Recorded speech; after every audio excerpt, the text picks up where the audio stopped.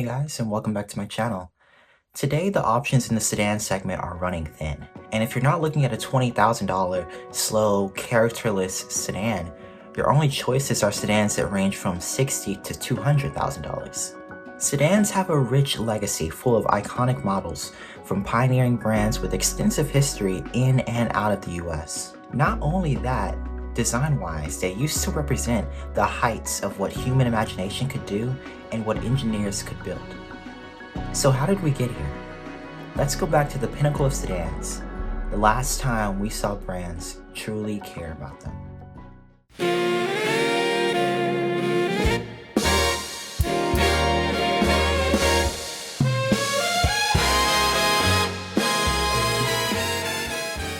Let's head back to the 1950s and 60s, back when the American dream was something everyone strived for.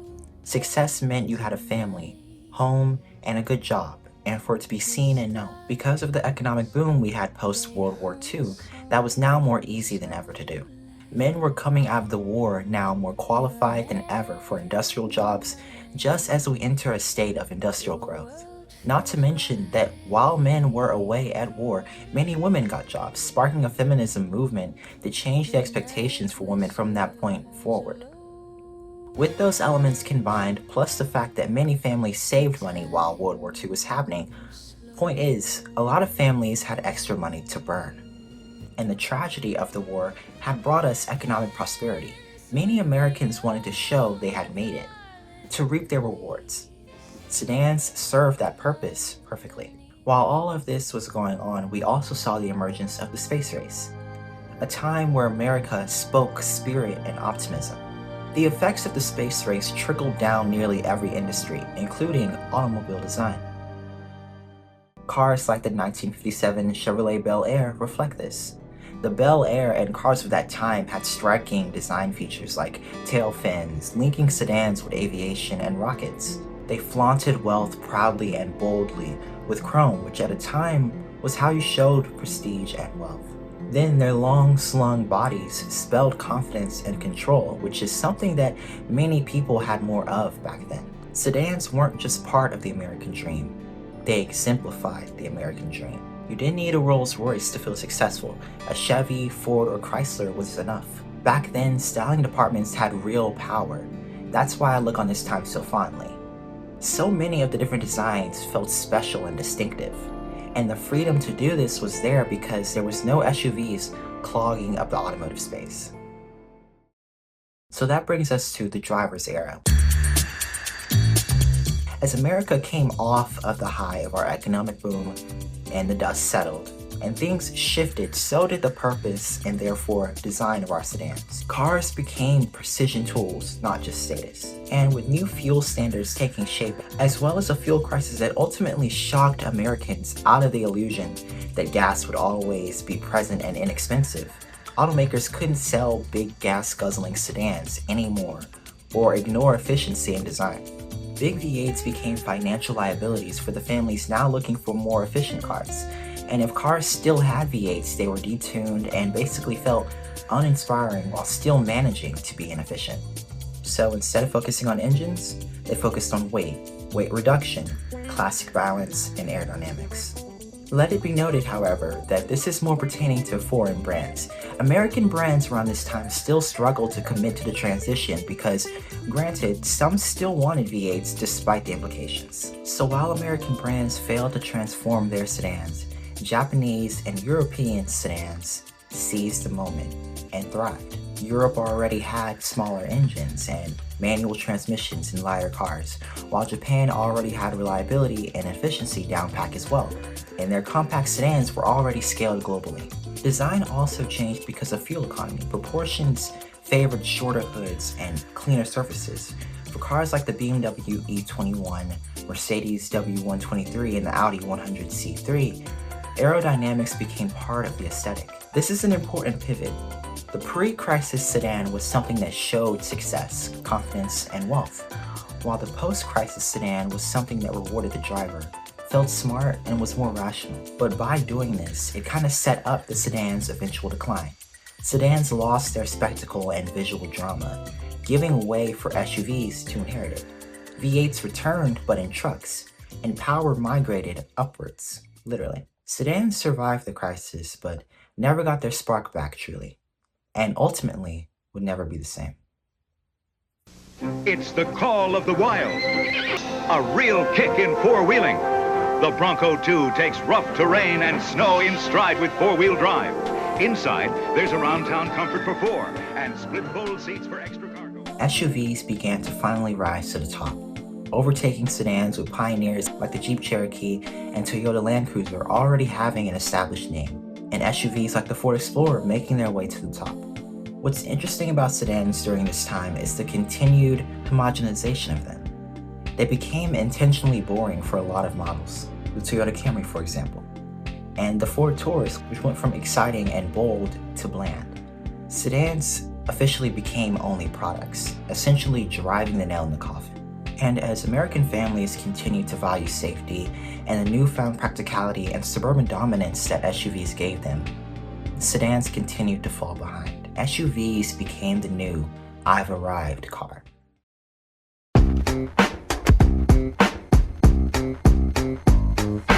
Now, as we entered the early 2000s and 2010s, SUVs completely took over. SUVs meant higher profit margins, and sedans became something that meant low return of investment. SUVs save even more money by being able to share platforms with trucks, like the Sequoia and Tundra, for example.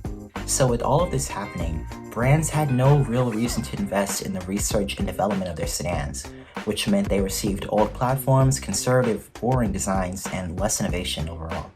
These cars worked for the average person, but were withdrawn from inspiring them. This in turn led to less sales, which makes sense because when the options for sedans don't look good and aren't appealing, it's no surprise people give up and migrate up to SUVs. For a lot of sedans, they were either not getting the same treatment as their SUV counterparts, or they were on their way out and therefore not getting attention at all, only being sold out of a sort of obligation. What I think is important to acknowledge overall is that sedans didn't die because people hated them.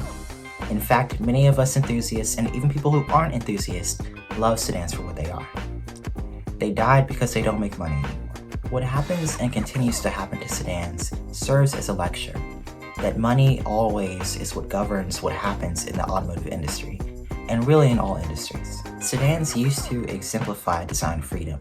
Now they're almost just compliance products, getting the leftovers of what brands SUVs offer. And with just a few brands barely holding on to the dream or even giving it their last shot before taking them off the market, it became truly evident that design follows money.